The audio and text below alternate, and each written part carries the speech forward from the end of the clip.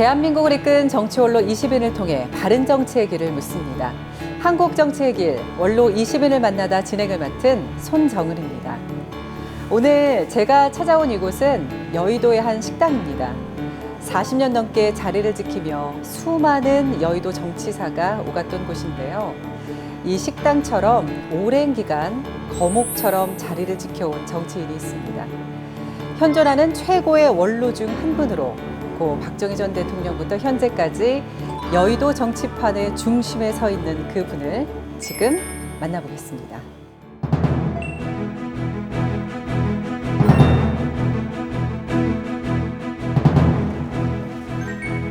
의장님. 안녕하세요.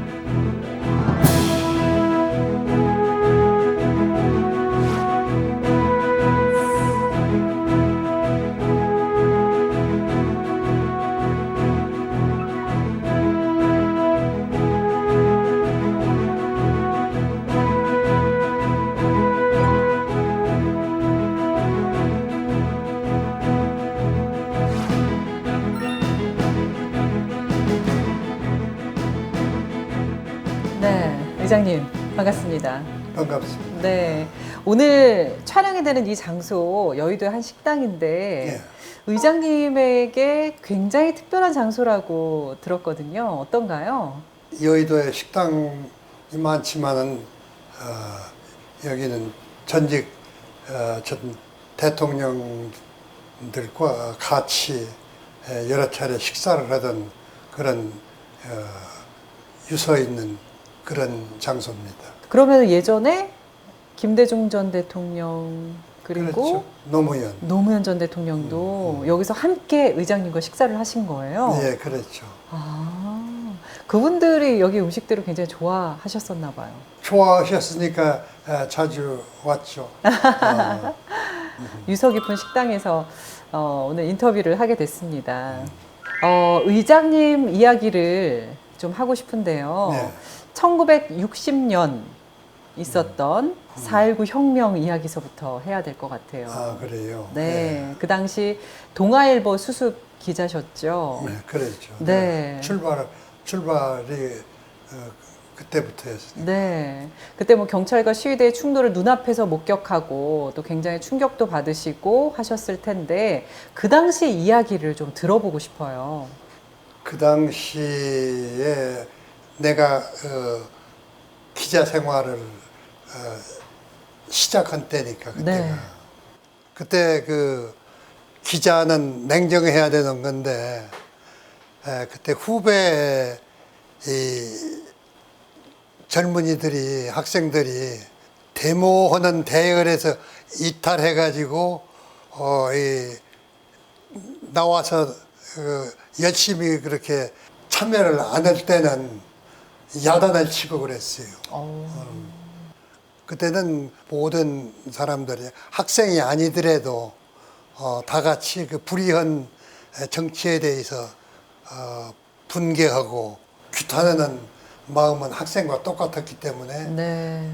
취재 기자라고 하지만은 그런 심정으로 그 취재를 했어요.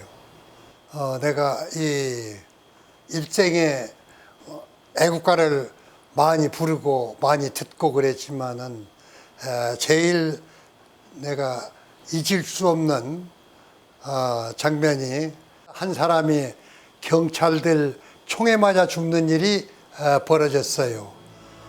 학생들은 살인경찰 잡자면서 오히려 안 가고 밀고 들어가고 그때 누군가가 애국가를 부르더라고요. 동해물과 백두산이 사람이 죽는 것을 보고 부패한 권력에 대해 분개하는 마음으로 모인 이들이 비장하게 애국가를 제창했는데 그때 그 애국가가 일생 동안 들은 애국가 중에서 제일 비장했고 감동 깊었습니다.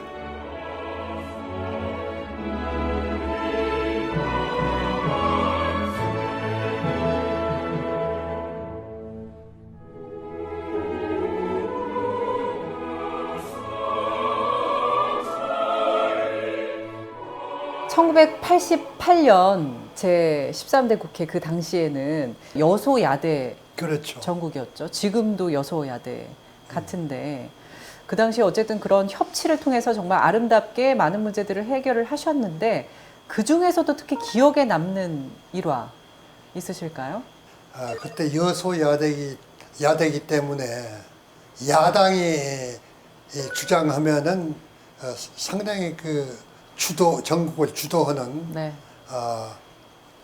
그런 때이기 때문에 거기에 유혹에 빠질 수가 있는데 내가 많은 그때 이 일을 할 수 있었던 것은 여야의 그 원내 총무 정치 중심에 섰던 야당 쪽에서는 내가 있었고 여당은 이제 그 김윤환 민정당 원내 총무가 있었는데 둘이 대결을 하면서도 바람직하니 서로 문제를 해결하는데 지혜롭게 했다는 그런 자부심을 지금도 갖습니다.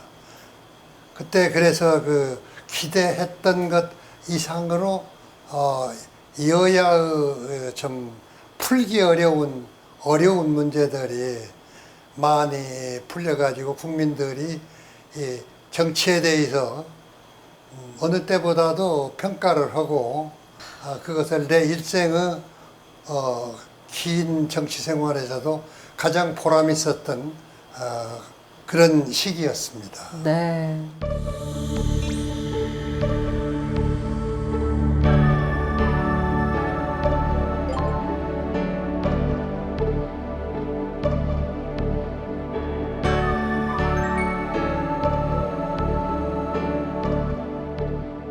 (15대) 국회 얘기를 좀 해보겠습니다. 그때 15대. 네, IMF 외환위기가 있었던 때, 그리고 또 우리나라 최대 자동차 기업인 현대자동차가 크게 파업을 할 때였죠.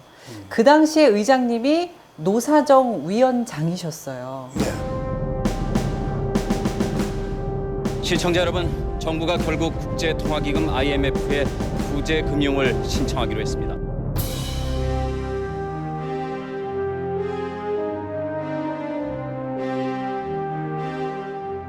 그때 내가 그 노사정위원장으로서 그때 국가적인 위기라고 볼 수 있었는데 그 문제를 실타래 같이 그 풀기 어려운 그런 문제를 풀기 위해서 말하자면 낮에서부터 밤늦게까지 전국을 돌아다니면서 많은 그 노동운동을 하는 분들하고 토론하고 해결하기 위해서 설득하고 최선을 다해서 그것이 어느 정도 그게 정치가 해결하기가 어려운 문제인데 그래도 상당히 성과를 거두었고 보람 있게 기여했던 그런 시기였다 하는 자부심을 지금도 갖고 있습니다. 네.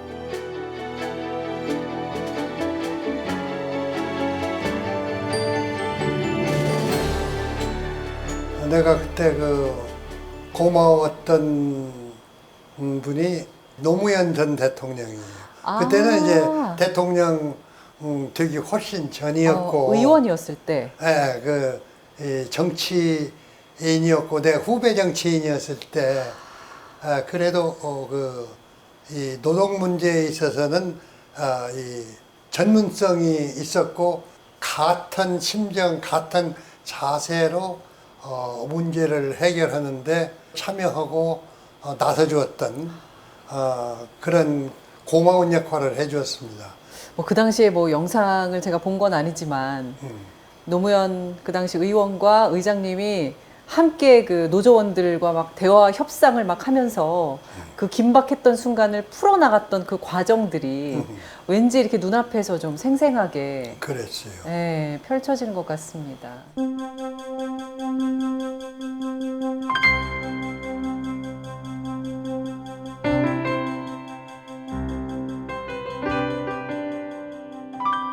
전제가 모두가 수용할 수 있는 해결법이어야 합니다. 그러기 위해 화해나 조정, 중재 등 판정 이외의 갈등 당사자들이 자주적으로 갈등을 해결하는 방법에 대해 많이 고민하고 정책을 내놓아야 합니다. 현재 김태기 중앙노동위원장이 강력하게 추진한 대안적 분쟁 해결 방법이 긍정적으로 반영되고 있다고 하는데요. 이처럼 빠르게 분쟁이 해결될 수 있는 속도의 정책이 필요한 것 같습니다.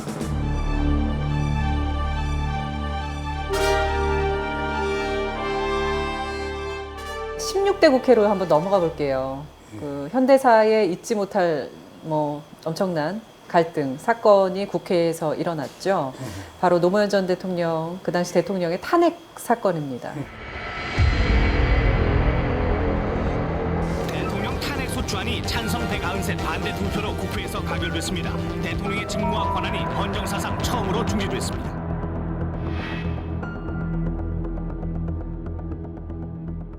지금 지난 일이지만은 참 되돌아보기가 싫은 그런 일이 벌어졌죠. 그것도 같은 동져야 될 그 진용에서 도저히 넘어서는 아무리 그 정치적인 입장과 판단이 다를지라도 해서는 안 되는 그런 선을 넘는 일들이 있었고, 다행히 이제 노무현 대통령이 그런 고비에서도 잘 지킬 걸 지켜주고 해가지고 이 최악의 상황은 가지 않고 이제 당의 큰 정치의 불행을 최종적으로는 막을 수 있었던 것이 지금 생각해도 다행스러운 일이었다 생각합니다. 그 당시 그러면 탄핵을 주도했던 국회의원들에게 부족했던 점, 아쉬웠던 점은 무엇이었을까요? 물론 이제 그 사람들은 그런 태도가 옳다고 생각해서 그렇게 했겠죠. 생각이 다를 수 있지만은 넘어서는 안 되는 선을 넘어섰어요. 정치인들이 이 행동을 함에 있어서 항상 이것이 내가 역사적으로 중요한 상황을 내가 맡고 있다는 그런 자세를 잃지 말아야 되는데, 지내다 보면은 정치적인 이해관계, 또 좋아하고 싫어하는 그런 데서 큰 일을 그르치는 그런 일들이 많이 있습니다. 지금의 국회의원들은 정말 엄중한 책임의식도 가져야 하고 또 국가와 국민을 먼저 생각하는 그런 마음 자세를 꼭 가져야 하겠네요. 그래요.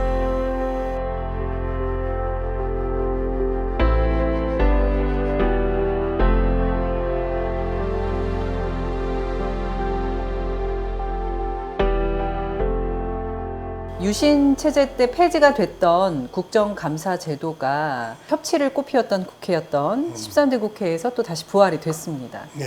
네, 그래서 국정감사 제도가 부활이 되면서 국회뿐만 아니라 또 감사를 받는 그런 기관들도 많은 변화들이 있었잖아요. 네, 어떤 변화들이 있었을까요? 국정감사가 시작되니까 정치인들이 국정감사를 하기 위해서 공부를 하고 그것이 정치의 중요한 역할을 하고 하는 출발점이 그것이 돼서 우리 정치가 한 단계 비약적으로 발전하는 정치판 전체가 달라지는 그런 계기가 됐어요.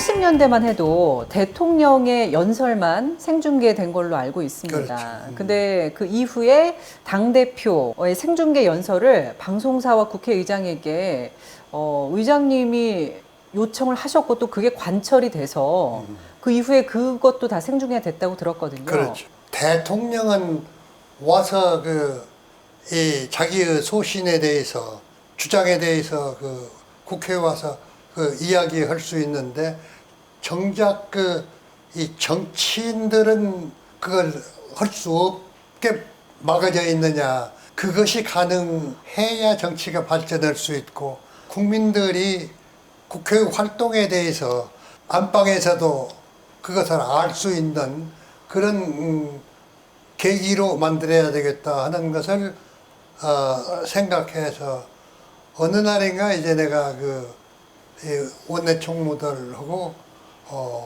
식사를 하면서 불합리한 것에 대해서 이것을 바로 고쳐야 될 거 아니냐.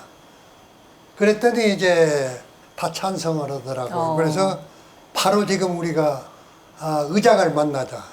그때 김재순 씨가 이제 국회의장을 하는데 그 이야기를 한 그 자리에서 의장도 거기에 찬성을 하더라고. 그날 그 문제가 해결이 됐어요. 이야. 그래서 정치가 새로운 말하자면 국면으로 전개가 됐죠.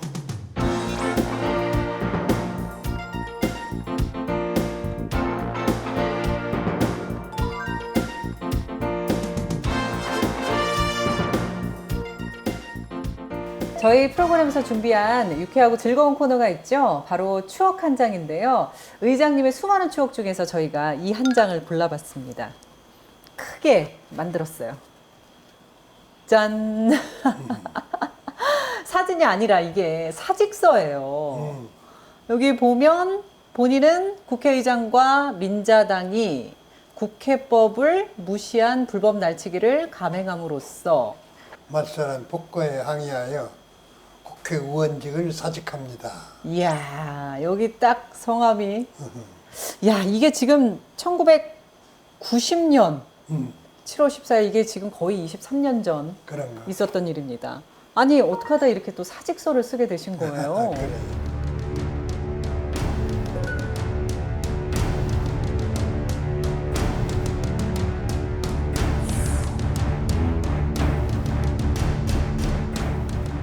지방자치제는 지금 우리가 다 향유하고 있지만은 저것이 저렇게 관철되기까지는 우여곡절이 많았습니다. 그때 이 지방자치제를 하겠다고 해놓고 그 권력 쪽에서 그것을 실천을 않고 하는 과정에 야당이 아주 거기에 모든 것을 걸고 투쟁한 그런 고비들이 많았습니다.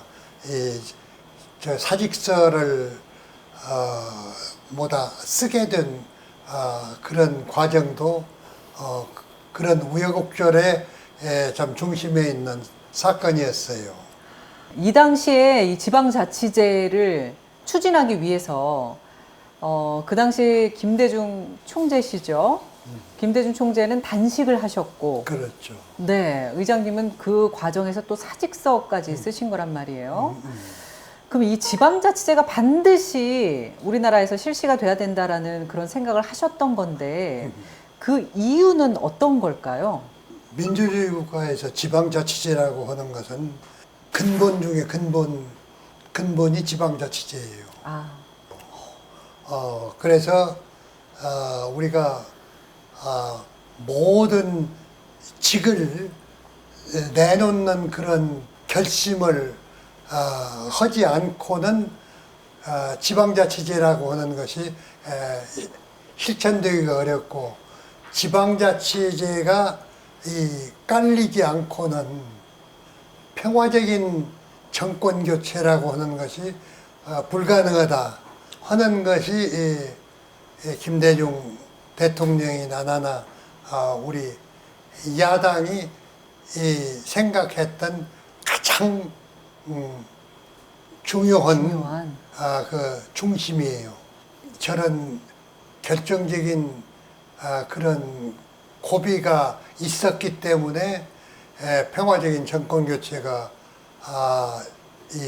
될 수 있었고, 우리나라 민주주의가 제대로 뿌리내리는 그런 계기가 될 수 있었어요. 이렇게 지방자치 제도를 위해서 노력을 하셨고 그게 또 확립이 됐습니다. 그 이후에 지금 30년 가까이가 되어 가는데 혹시 의장님이 보시기에 지방자치 제도가 아직까지 좀 이 부분은 부족하다, 조금 더 채워야 된다, 이런 부분이 있을까요?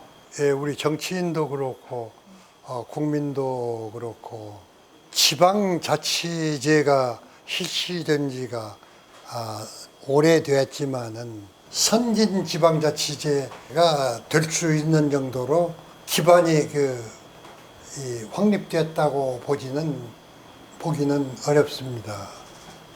지방자치제라고 하는 것이 정치 발전의 가장 이 토대고 그 중심이 되는 건데, 이 정치인들 스스로도 그렇고 국민들도 중앙 정치는 중요하니 생각하고 그것을 발전시키기 위해서 참여도 하고 투쟁도 하고 하는데, 지방자치제가 튼튼하니 자리를 잡는 것이 민주주의 기본이다 하는 그런 각성이라고, 그런 생각은 좀 아직도 충분하지 못하고 부족하다고 생각을 합니다. 그래서 지방자치제에 대한 토대가 확립되지 않고는 정치 발전이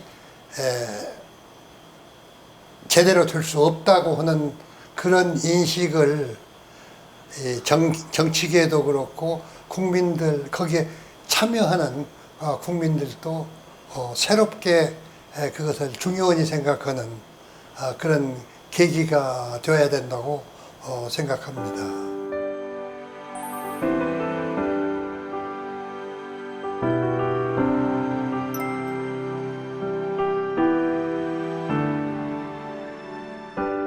대한민국 정치가 어떤 나라보다도 많이 발전했다고 생각하고, 후배 정치인들에게 그동안에 이렇게 발전시킨 데 대해서 고맙게 생각을 합니다. 그러나 적어도 대한민국이 선진민주 국가가 되기 위해서는 아직도 부족한 점, 해야 될 일이 많다고 생각합니다. 여야 정치인들이 대화하고 타협하고 그러한 방향으로는 아직도 미흡한 점이 상당히 있습니다. 그래서 여야가 같이 타협하고 협력하는 그러한 선진정치 쪽으로 발전할 수 있도록 더 적극적으로 노력을 해달라는 간곡한 부탁을 드리고자 합니다.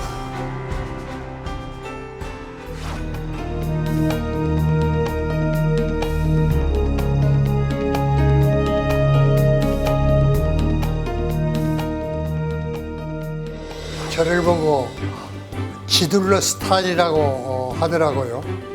지둘러가 전북 사투리로 기다리란 말입니다. 어떤 일이 벌어졌으면 거기에 즉각 열을 내고 대응할 게 아니라 차분하게 상황을 보고 정리를 해야 된다는 의미죠. 아마 언론인으로 활동하면서 생긴 자세가 아닐까 생각합니다.